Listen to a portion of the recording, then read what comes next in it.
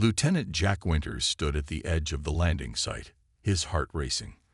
The massive silver ship had touched down in an open field outside Denver just 20 minutes ago. Humanity's first contact with alien life was about to begin. "They're opening the main hatch," Dr. Olivia Clark whispered beside him. Her scientific excitement barely contained. She gripped her tablet tighter. The assembled military and scientific personnel watched as a ramp extended from the ship. 3 tall, slender beings emerged. Their skin was pale blue with a slight shimmer, and they moved with graceful precision. The lead alien raised 4 long-fingered hands in what seemed like a peaceful gesture. "I am Speaker Voros of the Vraxian Diplomatic Court. We bring greetings from the Galactic Consortium," the alien said in perfect English. Jack exchanged a quick glance with Olivia. The aliens had clearly been studying Earth's communications. "Welcome to Earth," replied the Secretary General who stood at the front of the human delegation. "We are honored by your visit." Over the next few days, the Vraxians shared glimpses of advanced technology that amazed Earth's scientists. They spoke of faster-than-light travel, energy sources that could end Earth's resource problems, and medical advances that could extend human lifespans. Each revelation came with promises of sharing knowledge if Earth joined the consortium. "This is everything we could have hoped for," Olivia told Jack as they reviewed data in the temporary command center near the landing site. "Their medical technology alone could save millions of lives." Jack nodded, but something felt off. "Don't you think they're being too generous? What do they get out of this arrangement?" "New trading partners, cultural exchange, allies in this part of space," Olivia suggested. "Not everyone has hidden motives, Jack." But Intelligence Officer Kate Martinez wasn't so sure. While the main delegation focused on diplomatic meetings, Kate led a small team conducting routine security sweeps around the landing site. "Sir, you need to see this," Kate called Jack over during the 5th day of the visit. She held up a tiny device, no larger than a grain of rice. "We found dozens of these in the trees surrounding the camp. They're some kind of surveillance tech." "Are you certain they're Vraxian?" Jack asked, examining the device. "Positive. The components match their technology signatures, and there's more. We detected energy readings consistent with weapons charging within their ship last night." Jack brought this information to his superiors, who ordered deeper scans of the Vraxian vessel. The results were alarming. The diplomatic ship was actually a disguised military craft with enough firepower to level major cities. When confronted, Speaker Voros' demeanor changed instantly. "Your species shows unusual perception," he said coldly. "Most primitive worlds are easier to prepare for integration." "Integration?" Olivia asked, her earlier excitement now replaced with concern. "The consortium requires resources and expansion. Earth would have been allowed to maintain limited autonomy while serving the greater galactic community." Jack stepped forward. "That's not an alliance. That's conquest." Voros shrugged with his 4 arms. "A distinction without difference to us.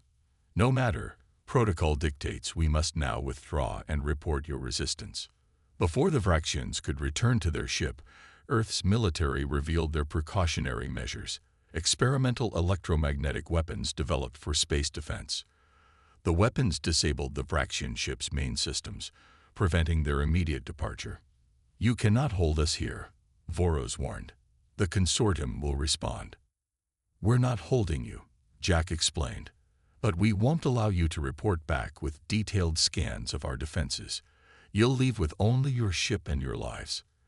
Within hours, a stripped-down Vraxian vessel departed Earth, its weapons and surveillance equipment confiscated. As it vanished into the stars, Kate accessed their communication logs. "They've sent a message to their fleet," she reported grimly. "They're calling us primitive but lucky and recommending a full quarantine of our solar system." Olivia looked up at the sky where the ship had disappeared. So much for peaceful first contact. "No," Jack said, his expression determined. "This isn't the end. It's just the beginning. Earth needs to prepare." 10 years had passed since the Vraxian incident. Earth had changed dramatically. The brief alien encounter had united the planet like nothing before. Old conflicts were set aside as humanity prepared for what they now knew existed beyond their solar system. Admiral Peter Dawson stood in the massive underground facility beneath the Rocky Mountains, watching engineers make final adjustments to Earth's newest creation. The hangar stretched for miles, housing the first fleet of Earth's interstellar vessels. "Impressive, isn't it?" asked Heather Reeves, lead scientist on the propulsion team. She joined him at the observation deck. 10 years ago, we couldn't have imagined building something like this," Peter replied. Heather nodded.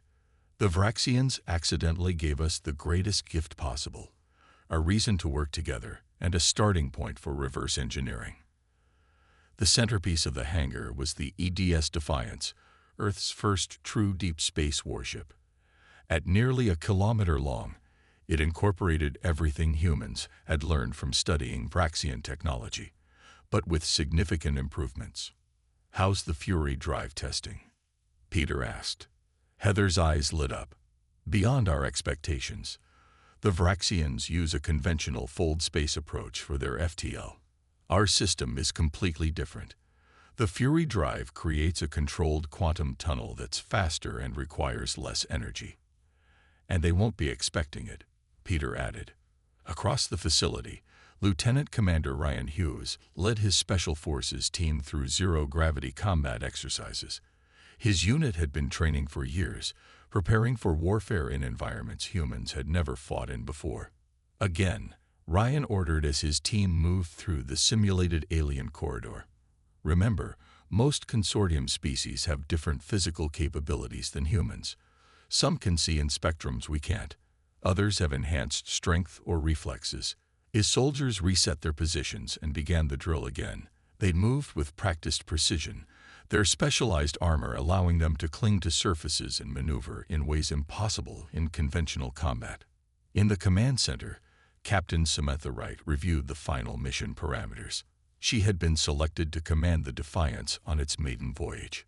"The quarantine buoys are positioned at the edge of our solar system," she explained to her bridge crew. "Our first objective is to neutralize them without detection, then proceed to the nearby Arcturus system. Intelligence suggests there's a minor consortium outpost there," her tactical officer added. "Perfect for gathering more information before we announce our presence." Samantha nodded. "Exactly. We need to understand what we're dealing with before making any bold moves." The preparations continued day and night. Earth's factories worked at full capacity producing ships, weapons, and the equipment needed for space exploration and defense. Scientists and engineers refined technologies that had seemed impossible a decade earlier. On launch day, world leaders gathered to witness humanity's first step into the galactic community. The Defiance and its escort ships rose silently from their underground bunkers, their revolutionary engines barely disturbing the air around them.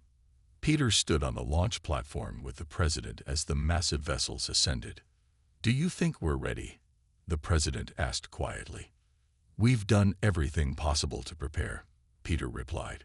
"The consortium considers us primitive and contained. That underestimation is our greatest advantage." As the ships reached orbit, Samantha Wright took her place on the Defiance's bridge. "All systems operational, Captain," her first officer reported. "Fury drive standing by." Samantha took a deep breath. "Send the message to Earth Command." The communication was brief but historic. "The quarantine ends today. Humanity enters the stars on our terms." The Fury drive engaged, and for a split second, the ships seemed to stretch before vanishing from Earth's sensors. The Defiance and its fleet had begun their journey, carrying humanity's determination to the stars. On Earth, Peter watched the telemetry data confirm a successful jump. "Now we see if the galaxy is ready for us," he said quietly. The EDS Defiance emerged from its Fury drive jump at the edge of the Arcturus system. The bridge crew stared at their screens in amazement. What they had expected to be a minor outpost was actually a bustling hub of interstellar activity. "Multiple species detected," reported the sensor officer. "I'm counting at least 15 different ship designs that don't match Vraxian patterns." Captain Samantha Wright ordered the Defiance to maintain its stealth systems. Let's observe before making contact. For 3 weeks, the Earth vessel gathered intelligence. They intercepted communications, mapped trade routes, and analyzed the power structures of what they now understood was a vast galactic civilization. The Defiance's advanced systems translated alien languages, giving humans their first real glimpse of the wider universe. Commander Greg Powell reviewed the findings with the senior staff. The Galactic Consortium isn't just the Vraxians. It's dominated by 7 major species who control nearly 80% of known space. He displayed a holographic map showing thousands of star systems, color-coded by affiliation. "And these gray areas?" asked Samantha, pointing to regions scattered throughout the map. "Independent worlds or minor species allowed limited autonomy," Greg explained. "The consortium uses them as buffer zones or resource providers." During their surveillance, the Defiance encountered the Lumar, a peaceful species whose ships were distinctive for their organic curved designs. When a Lumar vessel suffered catastrophic engine failure, Samantha made the decision to break cover and offer assistance. The rescue opened diplomatic channels. The grateful Lumar revealed much about the consortium's true nature, a domineering alliance that presented itself as benevolent while exploiting countless worlds. "They classified your species as aggressive and unstable," explained the Lumar captain. "Shrell, the quarantine was meant to contain you until they were ready for formal subjugation." With the Lumar's help, Earth established its first diplomatic outpost on Terrace, a neutral trading world on the fringe of consortium space.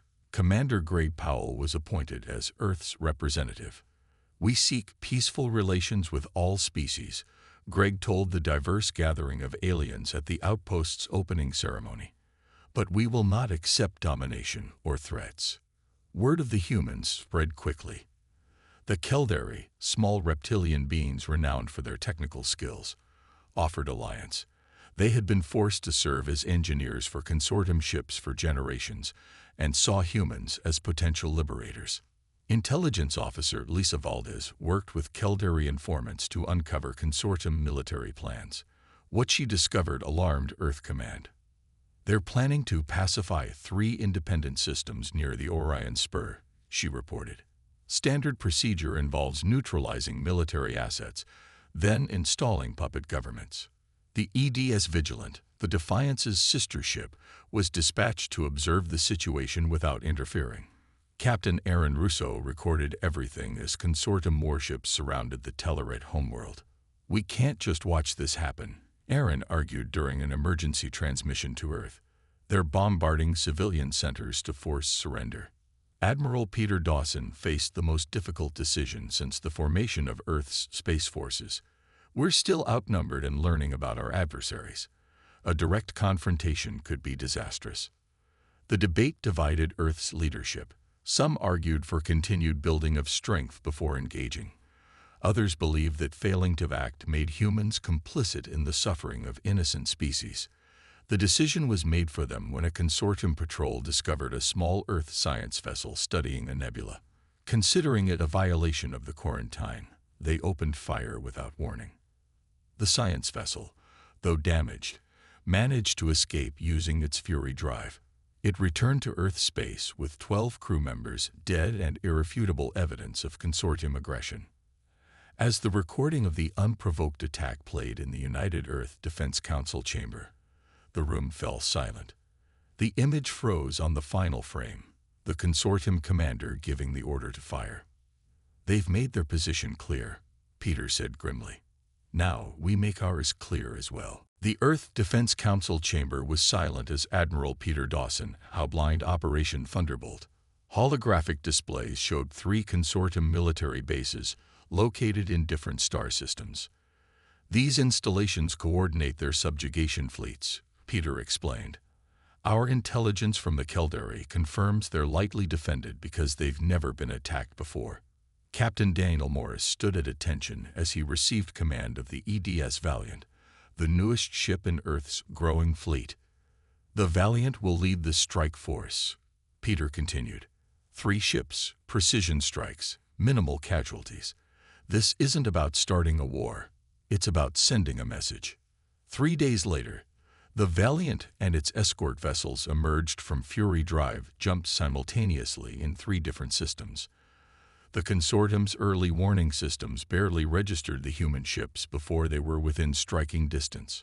On the Valiant's bridge, Daniel watched the sensor readings as they approached the massive orbital station above Fraxis II.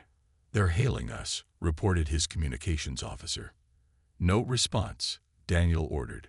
"Deploy Major Ramirez and her team." Major Alicia Ramirez led her Special Forces unit from the Valiant's launch bay. Their dropships were equipped with revolutionary stealth technology that made them nearly invisible to consortium sensors. "Remember your training," Alicia told her team as they approached the station. "Non-essential personnel are to be captured, not harmed.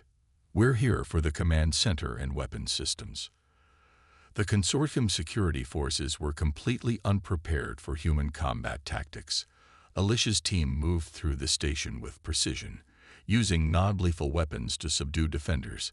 Within 20 minutes, they controlled the command center. "Station secured," Alicia reported. "Minimal resistance, no casualties on either side." Similar reports came in from the other 2 targets. Earth forces had captured all 3 installations within an hour of arrival. While Alicia's team downloaded the station's database, Daniel brought the Valiant alongside the massive structure. Consortium reinforcements would arrive soon, and they needed to complete their mission. "Prepare for Phase 2, Daniel ordered. Throughout the station, Earth engineers placed specialized devices on key systems. Not bombs, but advanced technology disruptors that would render the military equipment useless without destroying the station itself. As the last team returned to the Valiant, Daniel opened a channel to the captured consortium officers. "Your station has been neutralized," he informed them. "Your weapons and propulsion systems will be inoperable for several months. Your communication systems will reactivate in 30 minutes, giving us time to depart." The senior consortium commander, a tall Vraxian, glared at the human. "This act of aggression will not go unanswered. You primitives have no idea what forces you're challenging." Daniel's expression remained neutral. "We understand completely. That's why we've left your life support and artificial gravity intact. That's why none of your personnel are dead. Remember that when you report this incident." As the Earth ships prepared to depart, Admiral Joan Bennett transmitted a message from Earth to all consortium communication channels. "This is Admiral Joan Bennett of the United Earth Defense Force. Today's action was in response to unprovoked consortium aggression against our science vessel and the continued subjugation of peaceful species. Earth will defend itself and protect the innocent. We sought peaceful contact, but will meet force with force. This is your only warning." The Fury drives engaged, and the Earth vessels vanished before consortium reinforcements could arrive. On the consortium's central world, the ruling council viewed recordings of the precision strikes with stunned disbelief. 3 heavily defended military installations had been captured and neutralized with almost no resistance. "How could primitives from a quarantined world accomplish this?" demanded one council member. The Vraxian representative studied the footage carefully. "It appears we have significantly underestimated these humans, but this is merely a primitive tantrum. They cannot stand against our full might." Meanwhile, the Alliance of Free Worlds was born as Earth signed treaties with the Lumar, Keldari, and 3 other independent species. The galaxy's balance of power had begun to shift. The consortium high command didn't tolerate humiliation. Their response to Operation Thunderbolt was swift and overwhelming. A punitive expedition of 30 warships dispatched to the Sol system. Their mission was simple: demonstrate the consequences of defying the established galactic order. "They've bypassed our outer sensor network," reported the technician at Earth Defense Headquarters. "Estimated arrival at Jupiter orbit in 6 hours." Admiral Peter Dawson studied the tactical display. Earth had expected retaliation, but not so quickly or with such force. They had prepared defenses, but the fleet was still outnumbered. "Activate the Jupiter defense grid," Peter ordered, "and get Engineer Collins on the line. Frank Collins had spent years developing automated defense systems throughout the solar system. Jupiter's moons now bristled with concealed weapons platforms and sensor arrays disguised as mining operations. "The systems are online, Admiral," Frank reported from his control center on Ganymede. "But they've never been tested against actual consortium technology." Peter's expression remained calm despite the tension. "Today they'll get their test." Earth's available ships moved into position around Jupiter, seemingly outmatched by the approaching consortium fleet. The EDS Defiance and 4 other vessels formed a defensive line that looked hopelessly inadequate against the massive alien warships. Captain Samantha Wright stood on the Defiance's bridge, watching the enemy approach. "All ships maintain formation. Remember your training." The consortium commander opened communications, his translator converting his clicks and whistles into English. "Primitive species of Earth, witness the consequence of your arrogance. Surrender now and your planet will be occupied rather than cleansed." Samantha's response was brief. "We decline your offer." The battle began with a devastating barrage from the consortium ships. Energy weapons and exotic projectiles streaked toward the Earth vessels. But instead of the easy victory they expected, the consortium forces watched in confusion as many of their shots missed, intercepted by previously hidden defense platforms. Frank's automated systems performed better than anyone had hoped. Thousands of small drones launched from Jupiter's moons, surrounding the consortium ships with electronic countermeasures that disrupted their targeting systems. Lieutenant Natalie Patul led her fighter squadron from the Defiance's launch base. Her pilots flew experimental craft, designed specifically for space combat, not the converted atmospheric fighters that most assumed Earth would use. "Talon Squadron, form up," she commanded. "Execute Pattern Omega." The Earth fighters moved in formations that seemed to defy physics, their advanced propulsion systems allowing maneuvers the consortium had never encountered. They darted between the massive enemy vessels, targeting weapons arrays and sensor nodes with surgical precision. The consortium commander couldn't understand what he was seeing. "These cannot be the same primitives we encountered a decade ago." The battle raged for hours. Earth suffered losses. 2 defense platforms destroyed, 1 support ship critically damaged. But the consortium fleet was being systematically dismantled by the combination of automated defenses, fighter attacks, and the main Earth warships. When half their fleet was disabled or destroyed, the consortium commander ordered a retreat. The surviving alien ships engaged their drives and fled the solar system. News of Earth's victory spread quickly through the alliance of free worlds. Species that had suffered under consortium rule for generations now saw proof that the dominant power could be defeated. In the aftermath, diplomatic officer Eric Johnson was dispatched to neutral space, offering the consortium a chance to negotiate peace terms. "My government seeks no further conflict," Eric explained to the consortium representatives. "We ask only for recognition of our sovereignty and that of our allies." The consortium diplomats listened in silence, then departed without response. 3 days later, Earth received word that an unarmed human colony on Proxima Centauri had been bombarded from orbit. There were no survivors among the 10,000 settlers. Admiral Peter Dawson stood before the Earth Defense Council with the grim news. "They've made their position clear. The consortium will accept nothing less than our complete submission." The council president looked at each member before speaking. "Then we have no choice. As of this moment, Earth is in a state of total war with the Galactic Consortium." The destruction of the Proxima Centauri colony changed everything. Earth's initial strategy of limited engagement was abandoned. Within days, shipyards throughout the solar system accelerated production to war footing. Captain William Carter walked through the massive construction bay where the new Fury-class battleships took shape. These weren't the cautious, defensive vessels of Earth's early fleet. These were weapons of war, designed specifically to challenge consortium dominance. "Impressive, aren't they?" Dr. Monica Hayes joined him as he observed the construction. Her team had been analyzing consortium technology since first contact. William nodded. "How soon will they be ready?" The first 3 launch next week, another 5 the week after. Monica pointed to specific features on the nearest ship.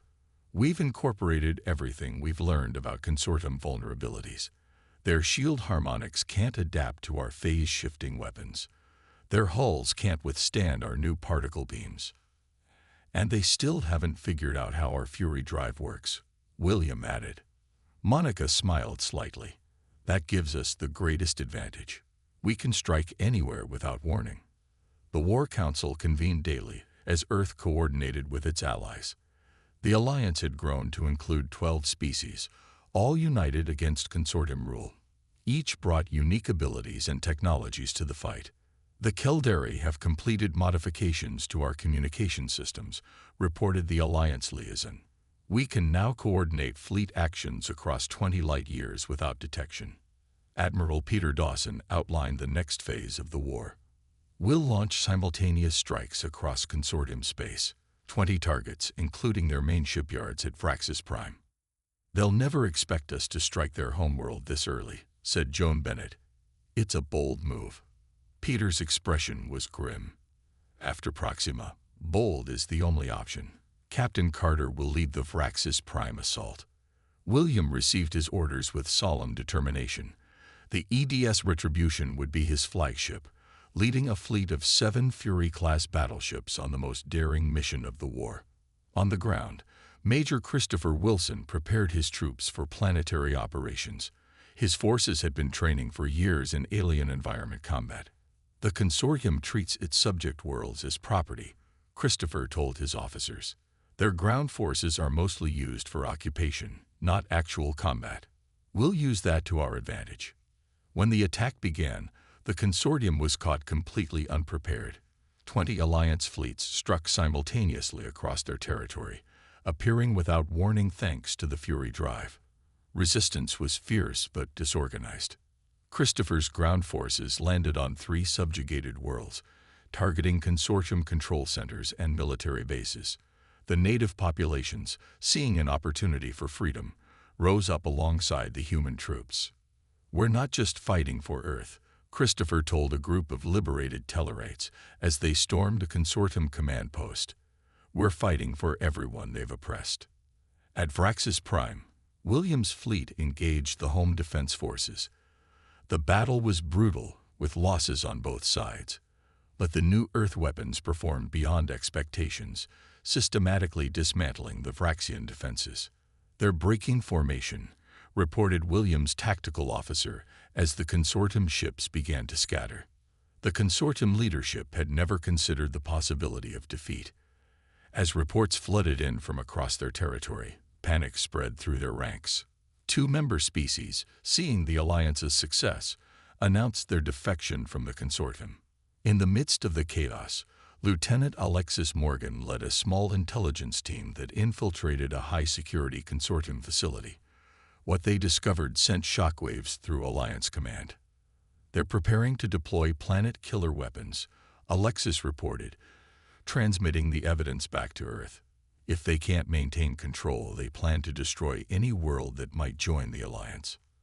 The stakes had just been raised. What began as Earth's defense had become a race to save countless inhabited worlds from destruction.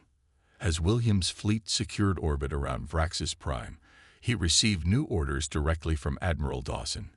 Prepare for ground assault on Consortium Central Command. We need to end this now. The Battle of Vraxis Prime would be remembered as the turning point in galactic history.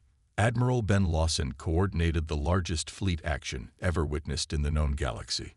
200 Alliance vessels, led by Earth ships, surrounded the consortium homeworld. All ships in position, reported his tactical officer aboard the command vessel EDS Justice. Ground forces standing by. Ben studied the holographic display showing the complex defensive network protecting the consortium leadership bunker. The Alliance had one chance to prevent the deployment of the planet-killer weapons. Begin the operation, Ben ordered. The space battle was fierce but brief. Alliance ships had become too powerful, too coordinated for the fragmented consortium forces to resist. Within hours, orbital control belonged to the Alliance. Captain William Carter led the first wave of dropships toward the surface. Anti-aircraft fire lit up the sky as consortium defenders made their last stand. Evasive Pattern Delta, William commanded as his ship dove through the chaos. All units, stay on course. On the ground, Major Christopher Wilson's forces secured landing zones for the main assault. His troops had become experts at fighting in alien environments, using the terrain to their advantage. The main entrance is heavily fortified. Christopher reported as his team approached the massive bunker complex. "We'll need heavy support." The Special Forces team, led by Lieutenant Alexis Morgan, had already infiltrated the outer perimeter. "We've located a secondary entrance," she reported. "Minimal guards, but heavy electronic security." Dr. Monica Hayes monitored the operation from a support vessel in orbit. "My team can bypass their security," she said. "Give us access to their network node." Alexis's team secured the necessary access point, allowing Monica to work her technological magic. Doors designed to withstand physical attacks simply opened when their control systems were reprogrammed. "We're in," Alexis reported, moving toward the central chamber. In the heart of the complex, the 7 supreme leaders of the consortium argued bitterly. Some demanded immediate use of the planet killers, while others sought escape. "The weapons are our only leverage," insisted the Vraxian High Commander. "We must demonstrate our willingness to use them." The debate ended abruptly as Alliance forces breached the chamber from 3 directions simultaneously. For the first time in millennia, the consortium leadership faced enemies within their most secure sanctuary. "Surrender," William Carter demanded, his weapon trained on the Vraxian leader. "Your forces are defeated." The consortium leaders had never imagined this scenario. Their species had ruled the galaxy for so long that defeat seemed impossible. Yet here they stood, surrounded by humans and their allies. Dr. Kevin Daniels stepped forward. As Earth's leading xenolinguist, he had studied all consortium languages. He addressed each leader in their native tongue. "These are our terms," Kevin stated clearly. "The consortium will be disbanded. All subjugated worlds will be granted independence. A new galactic union will be formed with equal representation for all species." He paused, making sure his next words were perfectly understood. "Peace through mutual respect is possible. Continued resistance will meet humanity's full fury. The choice is yours." For a tense moment, no one spoke. Then, one by one, the consortium leaders signaled their surrender. In the weeks that followed, a new galactic order took shape. The planet killer weapons were dismantled. Former consortium worlds held their first free elections. Representatives from 87 species gathered to draft the charter for the new galactic union. Admiral Peter Dawson stood with Earth's delegation at the official founding ceremony, held in the former consortium capital. "Today marks a new beginning," the newly elected union president declared. "No longer will any species dominate others. No longer will technological advantage determine who has rights in our galaxy." As the ceremony concluded, Lieutenant Sofia Martinez stepped forward with Earth's flag. It was a symbolic gesture requested by the former subjugated species who credited humanity with their freedom. Sofia planted the flag beside those of the other founding members. Attached to it was a simple plaque with words that would echo across the stars. "Never again will tyranny go unchallenged. The free peoples of the galaxy stand as one."